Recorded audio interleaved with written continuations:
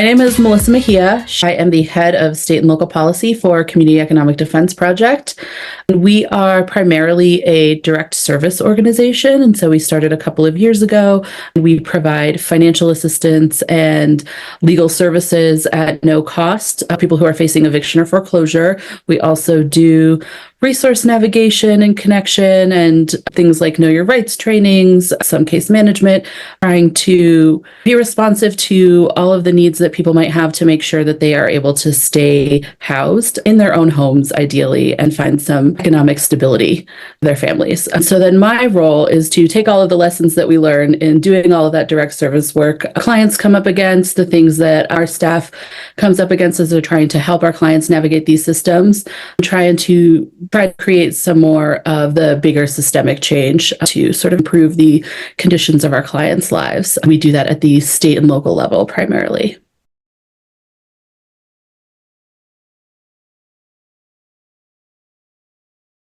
Can you share a little bit about what the Eviction Defense Project is working on this session, what you all are advocating for or against, and a little bit about why these are the areas that you focused on? Absolutely. So yes, this is the legislative season. The Colorado state legislative session meets from January to May every year. And so we are always working on state level bills with different partners and different legislators during this time of the year. And we really focus on a few areas.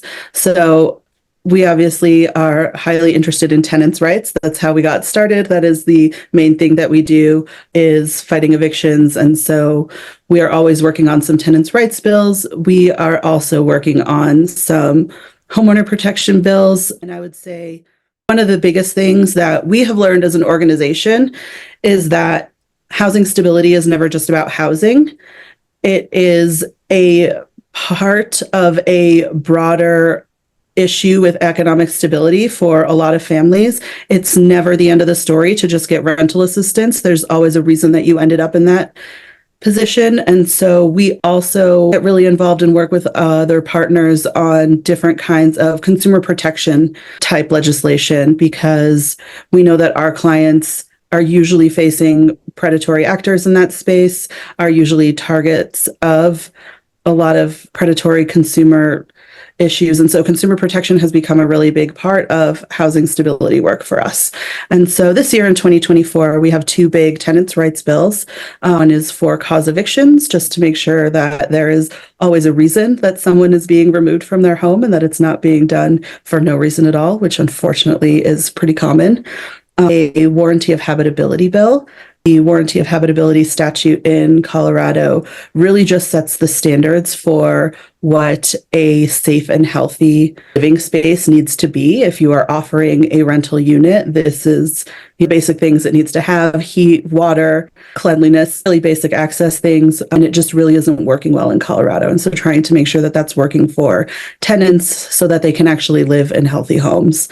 And then we are also working on some homeownership protections, as well as a second towing bill, which is one of the consumer protection ones that we sort of get involved in, something that doesn't sound like it's a housing issue. Because of the work that we do, we see how it impacts our clients, the way that towing is used in a predatory or retaliatory way, especially in large apartment complexes, and especially for lower income renters. And so making sure that people aren't having to make hard decisions between paying to get their car back when they're unfairly towed or illegally towed, or making their rent that month and risking losing their home. So those are big ones. What are some ways that folks can get involved in the policies that you just mentioned, have their voice heard, and have their story shared, and follow along?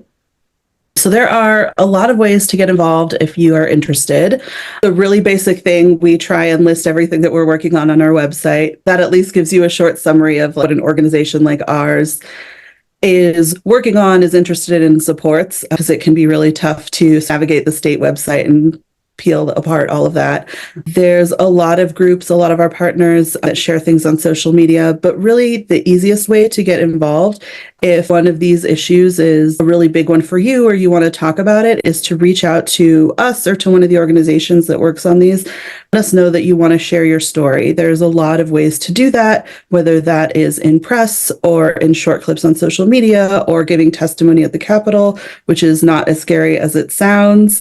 That's all really helpful. And what we really try and do at CEDP and what a lot of our partners try and do is make this process more accessible. It seems really big and scary and far away, but really what legislators need to hear is how these policy changes impact people's day-to-day lives. If we pass this law, what will materially and fundamentally change for people's lives? What could be different? And so the more people who can come and say, hey, this change would really make my life better in this way, the better chance we have of passing these kinds of bills and better informed the policy is going to be overall. So really just speaking up and sharing your experience in any of those ways is the best thing that you can do to get started.